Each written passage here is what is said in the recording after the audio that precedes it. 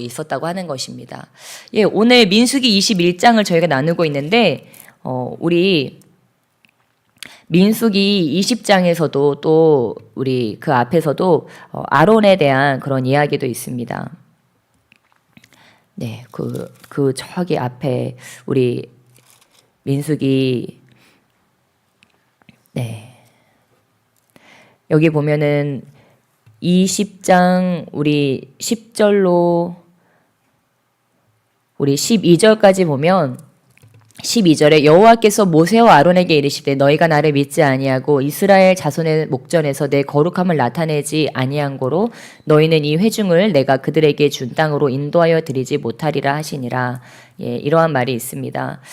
예, 나중에 보면 아론이 이제 27절로 28절 그리고 29절에 보면 아론이 그 수명을 다해서 우리 123세쯤에 이렇게 돌아가시는 모습을 볼 수가 있습니다. 그리고 그 옷을 벗겨서 그 아들에게 입히면서 그 아론의 생명이 이렇게 떠납니다. 제가 갑자기 이 말을 왜 하냐면 우리가 목표라고 하는 것이 굉장히 중요하다고 하는 것입니다. 우리 21장의 4절로 9절에서와 같이 지금 이 4절로 9절에서 일어날 때 이 백성들이 원망하는 마음이 올라왔는데 그 전에 백성들에게 꼭 필요한 것이 무엇이었을까? 바로 지금 그들이 무엇을 하고 있는지, 내가 어디를 향해 가고 있는지에 대한, 내가 뭘 하고 있는지에 대한 그러한 자각이 필요했다고 하는 것입니다. 왜냐하면 우리가 어떠한 목표를 향해서 나아갈 때 때로는 환난도 있을 수 있고 장애물도 있을 수 있고 그 원대한 꿈을 향해 나아갈 때 어려움들이 있을 수 있습니다. 그런데 그 불타는 소원을 가지고 그 목표를 향해서 막 다름질하는 자들에게는요, 이런 장애물들이 물론 인간은 누구나 그런 것들을 만날 때 두렵고 어려울 수 있겠죠. 하지만 그 목표가 있기 때문에 그 목표를 향해서 나아갈 수 있는 추진력이 있다고 하는 것입니다. 그거를 뛰어넘을 수 있는 힘이 있다는 거죠. 여러분도 허들 경계하는 사람들을 보면 앞에 장애물이 있다고 거기서 멈춰버리거나 무너지거나 그러지 않죠. 그거를 뛰어넘어야지 저 앞에 있는 저 결승 지점에 들어갈 수 있기 때문에 계속 그 장애물을 건너서 간다고 하는 것입니다. 그런데 이들이 그것을 망각했다고 하는 거죠. 그리고 이 앞전에 보면 우리 20장에 아론이 있는데 아론이 그 제사장의 옷, 그의 옷을 벗기고 그 아들에게 입힐 때 그 아론의 생명이 떠납니다. 여러분 이것은 무엇을 의미하는 걸까요? 이제 그 아론의 사명이 누구에게 가는 거예요? 그 아들에게, 그 대제사장의 그 제사장의 직분이 그 아들에게 물려받았다고 하는 거예요. 그러니까 아론은 자신의 사명을 마친 것입니다. 자신의 사명을 마침과 동시에 그 산에서 그 생명을 주님께서 데려가십니다. 제가 예전에 한 다큐멘터리를 본 적이 있는데 100세가 넘으신 어르신이었어요. 교수님이셨는데 이렇게 그분은 이렇게 친구들과 굉장히 친분이 있으시고 또 나라와 민족을 위해서 열심히 연구하시고 그런 박사님이셨는데 그분이 친구들은 다 돌아가셨다는 거예요. 친구들은 다 이미 하늘나라로 이제 가셨는데 친구들의 그 묘비에 이제 묘소에 가서 인사를 하면서 누구야 잘 있냐 그러면서 아직 내가 할 일을 못했다. 나에게 아직 남은 이 일을 다 하고 나면 나도 너희들을 따라갈게. 아직 내가 못 간 거는 아직 나한테 할 일이 남았나 보다. 내가 그 일을 다 마치고 다시 너희들한테 갈게. 이렇게 얘기를 하는데 너무 멋있게 느껴지더라고요.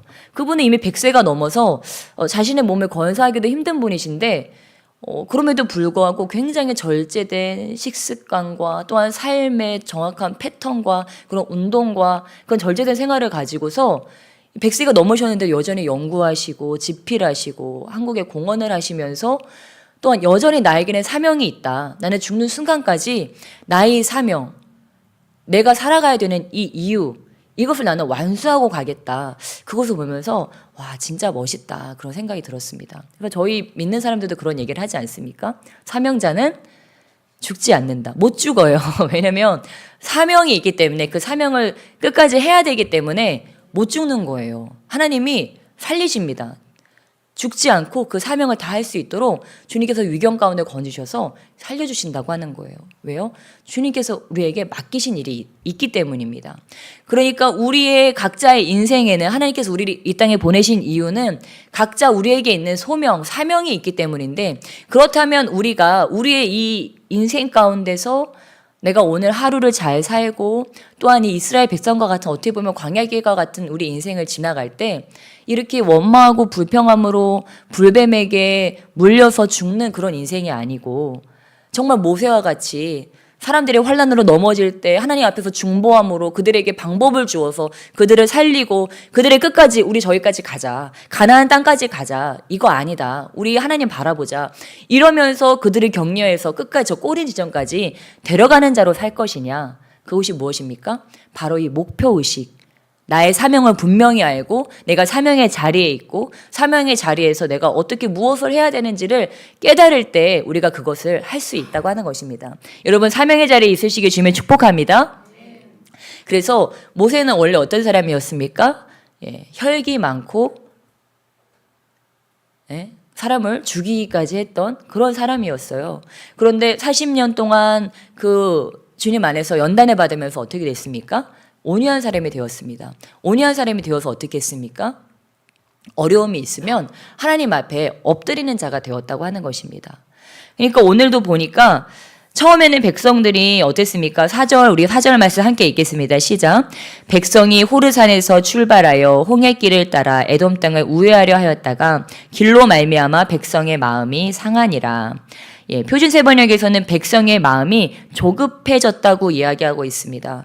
그러니까 길이 더 멀게 느껴지고 힘들게 느껴지니까 그 길 때문에 마음은 또 조급해지고 분주해지고 또 마음이 막 상했어요. 그러니까 어떻게 됐습니까? 5절 우리 함께 읽겠습니다. 시작. 백성이 하나님과 모세를 향하여 원망하되 어찌하여 우리를 애굽에서 인도해 내어 이 광야에서 죽게 하는가? 이곳에는 먹을 것도 없고 물도 없도다. 우리 마음이 이 하찮은 음식을 싫어하노라 하매. 아멘. 이제 이렇게 어려움이 오면 사람은 누군가를 원망하게 된다고 하는 것이, 옆에 있는 사람을 원망하기도 하고 또한 리더를 원망하기도 하고 가족들을 원망하기도 하고, 그래서 하나님과 모세를 향해서 원망하면서 얘기하는데 뭐라고 합니까? 먹을 것도 없고 물도 없다. 그리고 우리 마음이 이 하찮은 음식을 싫어한다. 이 하찮은 음식은 뭘까요? 바로 만나죠. 만나는 하나님의 하늘에서 내려주신 기적의 음식이어서 사람들이 처음에는 굉장히 놀라워하고 신기했습니다. 처음에는 그것이 은혜의 상징이었는데 이것이 매일매일 그것을 먹으니까 이젠 어떤 음식이 되어버렸습니까?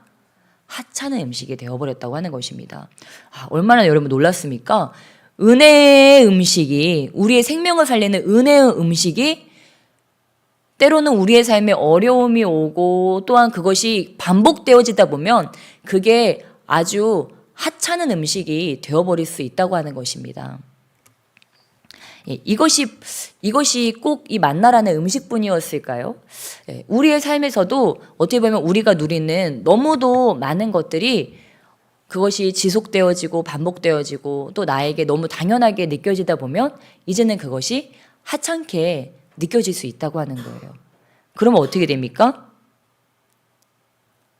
우리 입에서 원망이 나오게 됩니다. 그러니까 우리가 삶을 살다가 갑자기 우리의 삶에 대해 아니면 주변 사람들에 대해서 이렇게 원망이 나오고 불평이 나오고, 내 삶은 왜 이렇지? 저 사람들은 왜 저렇지?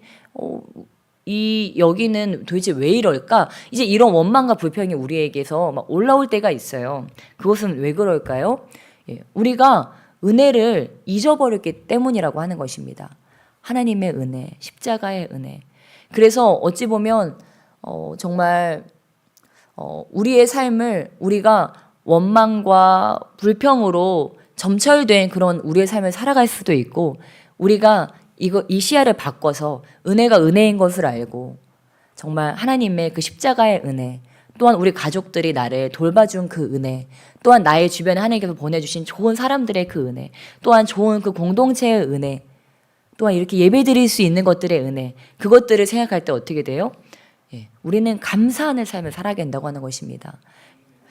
그래서 우리가 무언가를 할 때 여러분, 사람들이요, 참 신기한 게 내 일을 할 때는 그렇게 재미가 없어요. 근데 남의 일을 할 때는 열심히 하죠.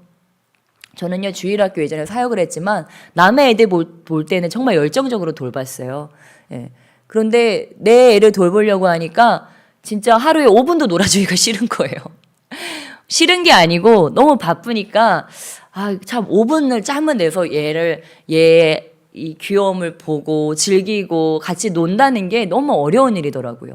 내가 그런데 예전에는 어떻게 남의 아이들은 그렇게 몇 시간씩 힘든 줄도 모르고 그렇게 놀아줬을까? 우리 선생님들 봐도 전 너무 신기해요. 저희 아이들이랑 뭐 놀아주는 거 보면 막 어떻게 저렇게 우리 아이들이랑 신나게 저렇게 놀 수 있지? 나한테는 노동인데 이거 생각이 들어요. 그런데 사람은 그런 것 같아요. 나를 위해서는 라면 하나 끓여 먹지만 이 식구들을 살리기 위해서는 막 진수성찬을 차리잖아요. 누구 한 사람이라도 있으면 그 사람을 위해서 없는 요리 실력을 가지고서 뭐라도 막 차려주려고 다 끄집어내가지고 하잖아요. 그게 사람이라고 하는 거예요. 뭘까요? 우리의 삶을 이끌어가는 이 내부의 힘은 어찌 보면 바로 이 사랑이라고 하는 것입니다. 그 사랑, 하나님에 대한 사랑, 그리고 우리 이웃들에 대한 사랑, 우리 또한 공동체에 대한 사랑, 이러한 사랑이 우리를 움직이게 하고 그것이 원동력이 된다고 하는 것입니다. 그래서 우리가 하루를 시작할 때 또 하루를 살아갈 때 그 하나님의 사랑을 기억하면서 그래, 하나님이 나한테 이런 은혜를 주셨지, 이런 사랑을 주셨지, 그리고 나한테 이렇게 좋은 사람들을 보내주셔서 이렇게 은혜를 있게 하고 함께 이렇게 살아가게 하셨지, 그 감사한 것들을 하나하나 기억해 보는 거예요. 우리가 이 반대로 하면 망합니다. 누구한테 서운한 거, 내가 손해봤던 것들, 뭐 아팠던 것들, 상처받았던 것들, 이런 것들을 세면요, 그거는 망하는 길이에요. 점점 더 무기력해지고요, 아무것도 하기 싫어져요.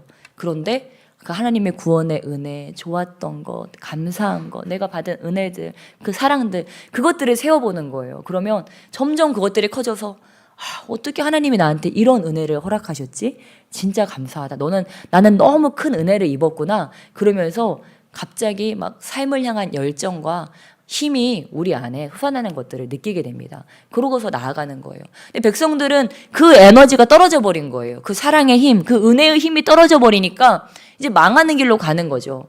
은혜를 바꾸어서 원망과 불평으로 하다 보니까 그 좋았던 음식도 이젠 싫게 느껴지고 이 길도 그 가나안 땅으로 가는 길이 아니고 죽는 길처럼 느껴지는 거예요. 다 사실은 실상이 그렇습니까, 여러분? 아니에요. 지금 적과꿀이 흐르는 땅으로 물이 막 솟아나고 그리고 먹을 것들이 가득한 그 땅, 정말 기름진 땅, 그런 땅의 주인으로 하나님께서 지금 삼으려고 이들을 끌고 가고 계신데, 지금 그들에게 어느 순간 그것들이 다 와전되어 버렸다고 하는 것입니다. 그 순간 어떻게 됐어요? 그게 현실이 되어버렸어요. 내가 느끼고 내가 바라보고 내가 말하는 것들이 현실이 되어버렸어요. 내가 원망하고 불평하고 나를 죽이려고 데리고 왔지, 그래서 내가 이렇게 힘들어졌지 라고 하고 그것을 계속 묵상하고 그것을 말하는 순간 어떻게 됐습니까? 6절 말씀 함께 보시겠습니다. 시작. 여호와께서 불뱀들을 백성 중에 보내어 백성을 물게 하심으로 이스라엘 백성 중에 죽은 자가 많은지라. 아멘.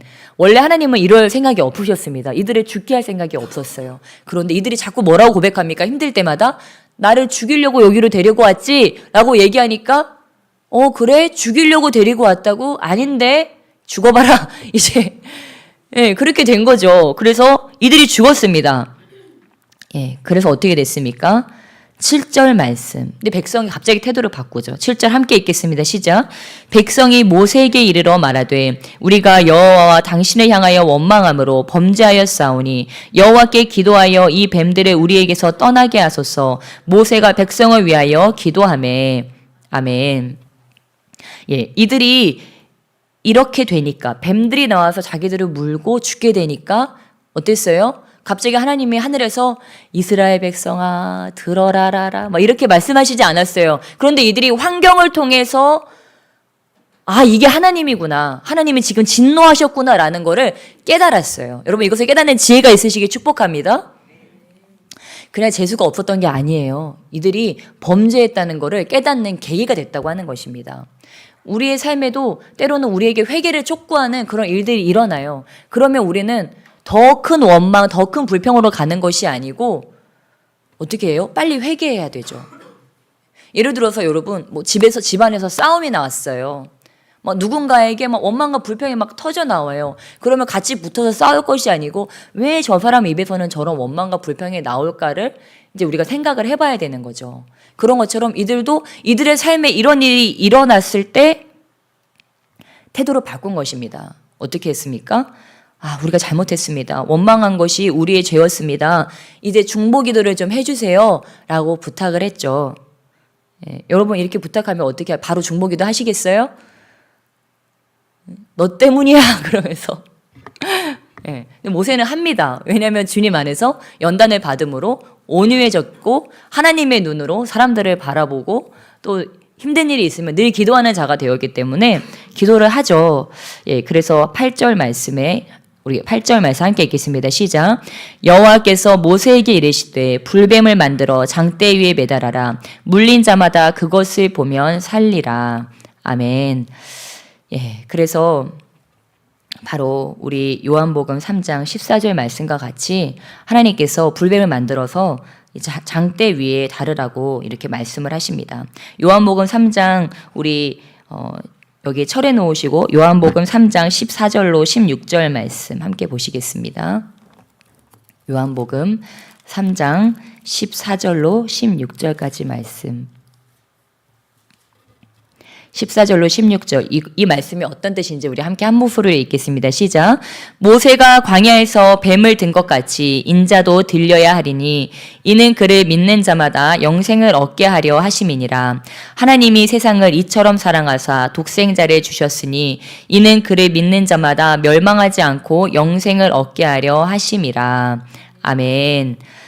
바로 모세가 광야에서 이 뱀을 든 것을 우리 예수님은 말씀하시죠.